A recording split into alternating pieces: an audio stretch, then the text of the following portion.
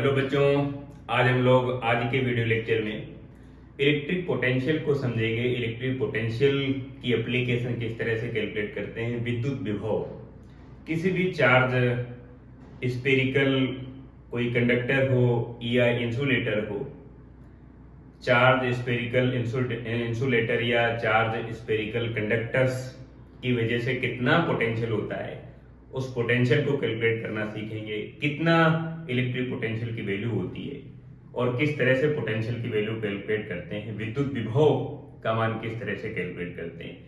आज हम जो एप्लीकेशन पढ़ने वाले हैं वो तीन तरह के पैरामीटर पर बेस्ड है। जैसे कोई सॉलिड या होलो कंडक्टर हो, जो फार्मूला बनेगा इन तीनों डायग्राम के लिए बनेगा। जैसे सॉलिड कंडक्टर हो, क्योंकि सॉलिड अगर कंडक्टर है तो चार्ज केवल सरफेस पर होता है और इनसाइड चार्ज की वैल्यू जीरो होती है। तो इनसाइड अगर चार्ज जीरो है तो इलेक्ट्रिक फील्ड की वैल्यू जीरो होती है। और यहां पर अगर इसके रेडियस आर में लिख देता हूं, रेडियस अगर आर है तो यहां पर मैं surface charge density sigma equal to Q divide by Q, वो चार्ज जो सरफेस पर है, divide by area of the surface 4 pi R square. और अगर चार्ज को लिखेंगे तो Q equal to sigma multiply 4 pi R square लिखेंगे। दूसरा, अगर कंडक्टर सॉलिड नहीं है, हॉलो है, तब भी अंदर तो कोई मटेरियल है ही नहीं। अगर हॉलो है फिर तो अंदर कोई मटेरियल नहीं है, चार्ज केवल सरफेस पर है, ये केवल सरफेस पर है। तो इनसाइड चार्ज की वैल्यू जीरो है, इलेक्ट्रिक फील्ड जीरो है। अगर इसकी भी रेडियस आर है और यहाँ पर जो डिस्ट्रीब्यूटेड चार्ज है वो क्यू है, तो मैं surface charge density sigma equal to Q divide by A mean area of the surface. ये जो सरफेस दिख रही है आपको, इसका एरिया है। अगर मैं चार्ज कैलकुलेट करूंगा तो सिग्मा मल्टीप्लाई ए और ए की वैल्यू 4 पाई आर स्क्वायर। तो इन दोनों के लिए वैलिड है, चाहे वो सॉलिड कंडक्टर हो या हॉलो कंडक्टर हो। ये जैसे हॉलो कंडक्टर है,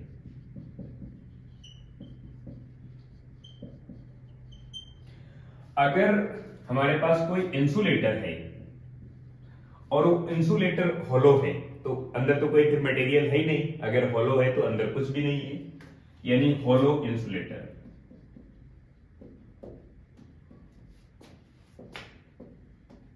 अगर हमारे पास हॉलो कोई इंसुलेटर है और इस तरह का बना हुआ है तो चार्ज केवल सरफेस पर डिस्ट्रीब्यूटेड होगा। अगर सॉलिड इंसुलेटर है तो उसकी एप्लीकेशन फिर अलग है।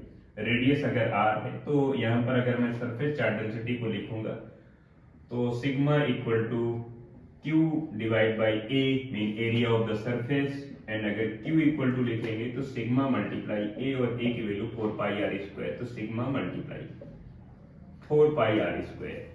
इनसाइड कोई इलेक्ट्रिक फील्ड नहीं है तो इनसाइड की वैल्यू जीरो है, यानी इनसाइड चार्ज की वैल्यू जीरो है और इलेक्ट्रिक फील्ड की वैल्यू जीरो है।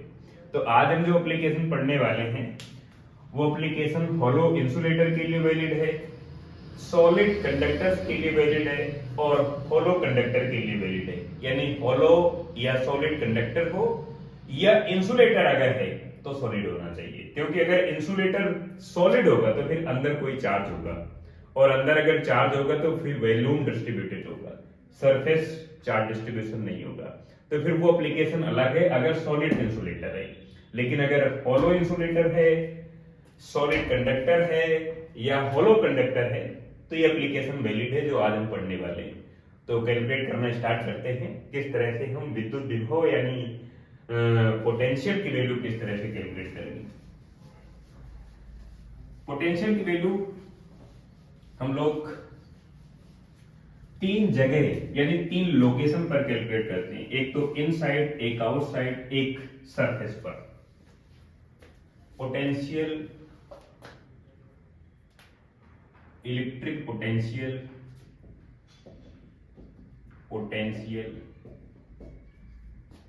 Due to charge. कोई कंडक्टर है तो कंडक्टर सॉलिड या होलो हो सकता है, या इंसुलेटर अगर है तो होलो होगा। चार्ज स्फेरिकल सेल हो सकता है, चार्ज स्फेरिकल। मैं कंडक्टर्स लिख देता हूं। तो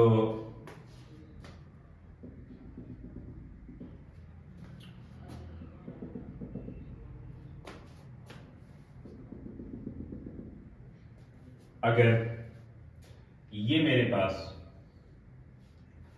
कोई कैपिटल आर रेडियस का कोई स्फेरिकल कंडक्टर है या इंसुलेटर है, अगर इंसुलेटर है तो होलो होना चाहिए। इसमें चार्ज केवल सरफेस पर डिस्ट्रीब्यूटेड होगा, केवल सरफेस पर, और यहां पर केवल सरफेस चार्ज डिस्ट्रीब्यूशन होगा। अब मुझे पोटेंशियल की वैल्यू कैलकुलेट करना है एक बार जस्ट आउटसाइड। ये जो हमारे पास चार्ज सरफेस है इसके जस्ट आउटसाइड पर मुझे पोटेंशियल कैलकुलेट करना है। और जस्ट आउटसाइड का मतलब कितने डिस्टेंस पर मुझे कैलकुलेट करना है, इसके सेंटर से r डिस्टेंस पर मुझे कैलकुलेट करना है। तो ये इसका सेंटर हो गया, और यहां पर मुझे जैसे कैलकुलेट करना है तो ये वाली डिस्टेंस हो गई स्मॉल r। और आपको जब आउटसाइड कैलकुलेट करना है, outside of the charge surface,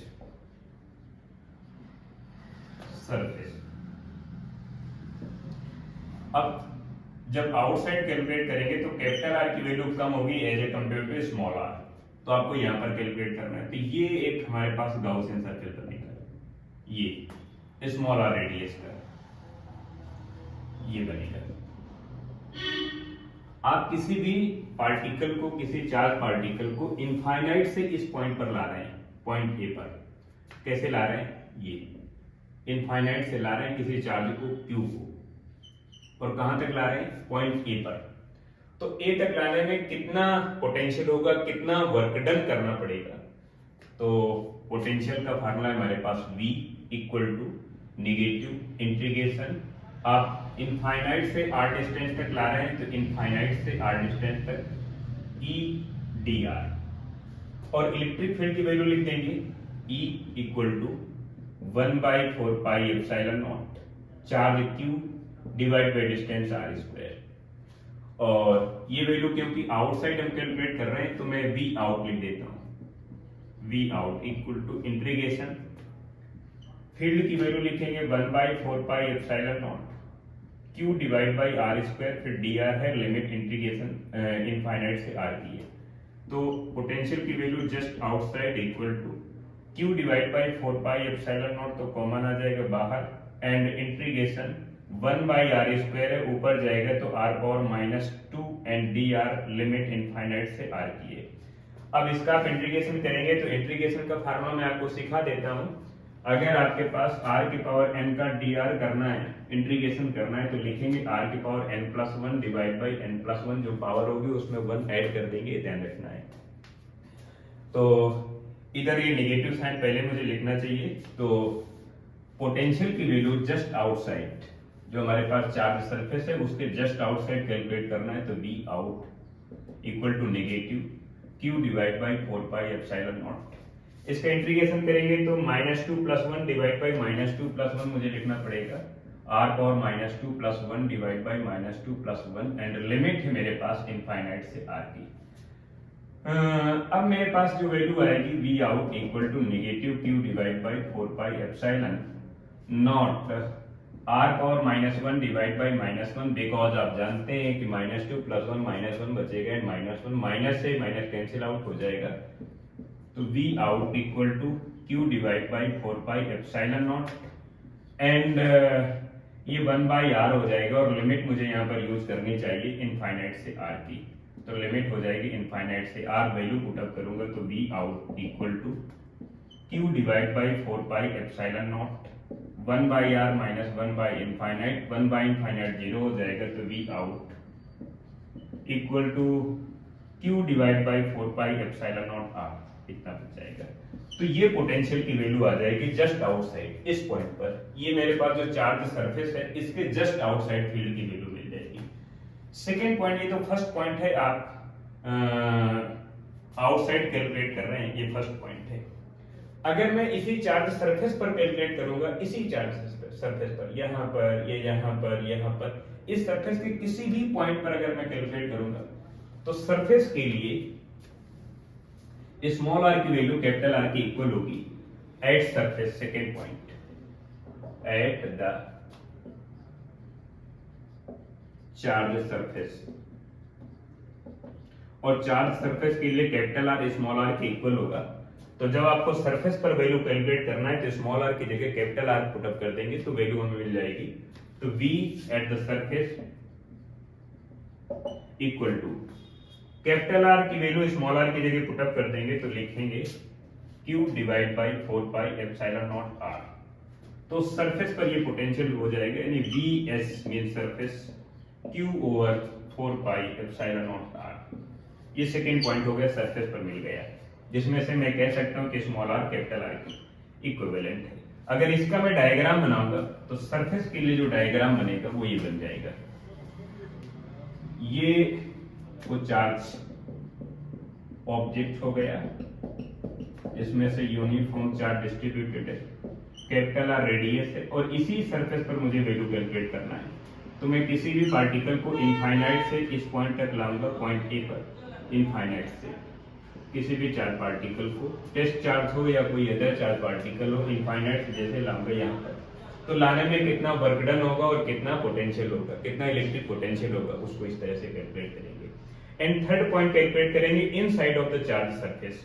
ये मेरे पास चार्ज सरफेस है, अब इसके इनसाइड कैलकुलेट करना है। इनसाइड का मतलब ये चार्ज सरफेस है, इसके अंदर, यहाँ पर, यहाँ पर, यहाँ पर, यहाँ पर, ये सेंटर पर आप कैलकुलेट कर सकते हैं। तो आपके तीन पैरामीटर निकले, एक तो जस्ट आउटसाइड, ये चार्ज सरफेस है, इसके जस्ट आउटसाइड,